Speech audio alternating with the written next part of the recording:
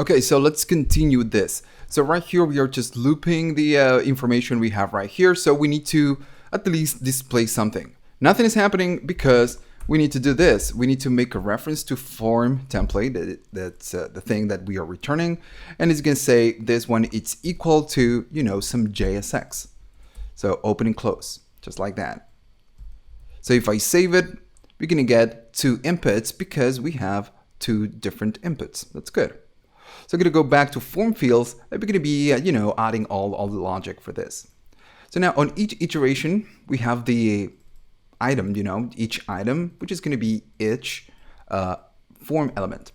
So now inside data, we have access to data.settings, and we have all the information about that item. Now let's go to the first one. Let's go bit by bit. Now the first element says that we want a label, and the label is going to be a name. We have a label text, and right here we have the ability to to include the label or not. So I'm going to go to form fields, and I'm going to be creating a function that is going to be checking all this data and return a label if we need it. So it's going to be show label, just like that, and this show label is going to be receiving values dot label. Remember, we made a reference to values, which is equal data.settings. Now, if we don't do this, each time we pass a value, we need to do data.settings .label, something like that. It's just pretty boring. So, okay, so I'm going to do this, do something else. I'm going to do values.label. Now, then we're going to do a comma, and we're going to be passing values.label text. So pretty much we are passing this values. Okay, so this is going to go to a function that calls show label. We don't have this function. We're going to create it right now. So this show label is going to be, just checking if we have a label or not. So I'm going to say const show label. This show label is going to receive 2 props. Let me make it nice. And it's going to be receiving the argument that if we want to show it, and then we're going to be getting the actual label. So I'm going to call it show and label. Now, I'm going to be returning something. Of course, this function is going to be returning the label or not. So I'm going to say return. Now, if we have a show, which it means that we have true, we want to do something. And if not, we're going to do something else. We're going to be returning null because we don't have a label. Okay, so I'm going to go right here at the bottom, and I'm going to say label. So in the case that this one is true, we want to return a label that has, the label text. So I'm going to say label. Okay. So if we go right here, we get name and we get last name. Again, we are just looping each item. It's matching the type of the element. It's entering the template. It's creating the template. And then at the end, it's going to return that specific input right here. So the application, it's including first the name, and then the last name because we have 2 different elements. Makes sense so far? Good. So let's continue creating the actual input, the most important part. So I'm going to create an input because we have an input. If the case is select instead of input, we're going to do select. We're going to do this later. So we're going to have I'm going to have an input, and this input is going to be a self-closing tag. And this input is going to be requiring some configuration.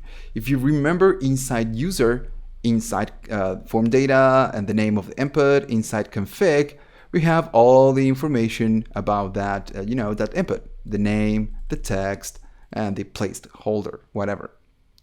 Okay, so I'm going to go back to form fields, and I'm going to be adding all the information that we need. I made a mistake right here. Let's go back. It's not text. It's type. Maybe you noticed this and you were saying, dude, you made a mistake. Well, yeah, I did. So the type is going to be type text, type text. Makes sense. I'm going to go back to form fields, and now we need to pass this configuration. How do we pass it? One way of doing it is just creating a type. It's going to be equal to values dot config, and then type, something like that. But since all the information that you have it inside, an actual object, what you could do is something much simpler. You can do ... and then values.config. So now React is going to be creating a property for each data that we have inside config. So if I go to config, if I go to the view, we have enter your name and enter your last name. You know, we are getting the placeholder. Let me make this bigger. There we go. There we go. So we have the type, which was text, the name input, and then the placeholder. Remember that if you add something right here that should not be included inside the actual input as a property, you know, it's going to get included. So remember that the only information that we need to get right here inside config is whatever we're going to be putting right here. Okay, so let's go back to form fields. Now, what else do we need? We need the input, we need a value. This is going to be a control component, so we're going to be adding the value. So I'm going to go right here at the bottom and say value equal to values dot, and if we check right here, we have value. So I'm going to say value, of course, value. So now this input, the value of this input is going to be whatever we have right here. If I say Francis, the application will reload and we're going to have a predefined value right here. Let me save it. There we go. So we have Francis. That's good. So that is working. Okay, so everything is ready. We are creating the inputs. We're going to be creating a text field and we're going to be creating a select field, but we're going to be doing that in a minute. Now, what do we need to do next? What is really important for us? Whenever we submit the form, we need a way right here. Whenever we submit, we need a way to pass a function right here that is going to be catching the new state of the value. Remember, we're going to be using a control component. It's going to be grabbing the value that we are typing here. It's going to access the form data, update the information, update the value, and then the application is going to be re-rendering, you know, with the new value, maybe T, then A, and whatever. So we need to do that right now. It's going to be a little bit confusing, but don't worry, you know, I'm going to tell you how to do it step by step. Okay, so now let's create that on change so we can update, you know, the new state. So first I'm going to go to user, and of course, what we need to do, we need to pass a function that is going to be receiving the new state after we type a new value. It is going to be adding, you know, updating the new state. So I'm going to go right here to form fields. And at the beginning, this is not going to make sense, but don't worry, it's going to make sense in a minute. I'm going to say change is going to be equal to something. So now whenever we invoke form fields, we're going to be passing a function that is going to be called change. Good. So change is going to be equal to new state because we need to pass the new state. And again, don't worry, it's going to make sense. So it's going to be, whenever we do this, whenever we trigger this change function, it's going to be calling to a function that is going to be called update, and then form, and then new state. Okay, let me make it right, new state. So the main job of this update form is going to be grabbing the new state of the the inputs and do a set state of whatever new state we have. So if I go right here at the top, I can call this update form. I'm going to say update form. It's going to be equal to this new state that we are going to be getting. Let me make it right, new state. And this new state, of course, we're going to be running a function with this. And this, of course, is going to do this, that set state and whatever data we have right here. For now, I'm just going to do console log, and then I'm going to console log, you know, hello, whatever. So, oh, sorry, instead of doing hello, I'm going to, you know, just show the new state. Now, we don't have this function. We don't have something that connects to this change. And we're going to create it right now. But know that whenever we invoke, we call the change within the form fields, is going to be running a function that it's going to be expecting a variable, you know, an argument with some data, and then it's going to be passing whatever we are getting from the other component, is going to pass it to update form, you know, with the new argument. So these ones are just the same. The only difference is that we are getting it from a different place. This one is receiving from form fields, and this one this one right here, it's passing to the update form as an argument. All right, don't worry, you're going to see it in a minute. So now whenever we change of an input, whenever we trigger a change, whenever we type something, just like we did before, we need to run an event. So it's going to be onChange, and the onChange is going to be equal to something.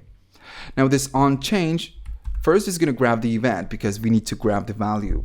And then we're going to be running a function that's going to be called change handler. Good. Now this change handler is going to be passing the event. Make sense? You already did this in the past. So we don't have this function that's created right now. I'm going to say change handler is going to be equal to, let me make const right here. Oh, made a mistake. There we go. So this change handler is going to be receiving an event. It's going to be equal to a function, open and close. So now whenever we type something, we have access to the event. So what we can do is say console log event.target.value. And if we go right here to the component, I type an F. So we get the F, we get whatever. Okay, so it's working. We are getting the data inside change handler. But the thing is, the problem is that whenever we type something, we are not updating the state. So we only get, the letter I'm typing, the character I'm typing. So we need a way to catch that information, store it someplace, and then pass the new state of form data. That's the main point of all of this. Now the thing is that we are getting the event. All right. So now whenever we this component loads, we have a prop, and inside prop we have something called form data, which is the current state of the application. So what we need to do, we need to access form data, find the name of the input that we want to change, because at this point inside event we don't have that. So we need a way to pass the name of the input we want to change, and then access that, modify it, and pass the new state. Okay, I'm gonna delete this, not gonna need it. Now so far, whenever we call change handler, we are just passing the event, but we also gonna need is the name of the input that we want to modify. If you remember, whenever we do right here, for example, whenever we pass props, we have right here inside the template, we have data. So if I do console log and data, let's go one more time to NF, we get ID name, which is the name of the input, and then settings. And then we have an ID and then last name. So what we need to do, we need to catch this ID and pass it to change handler. So, okay, so I'm gonna say comma and then data.id.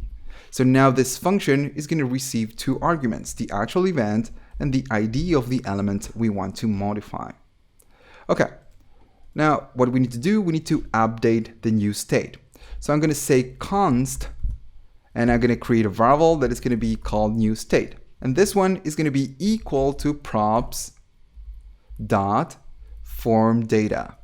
Now form data is going to be equal to all of this, to all the inputs that we have.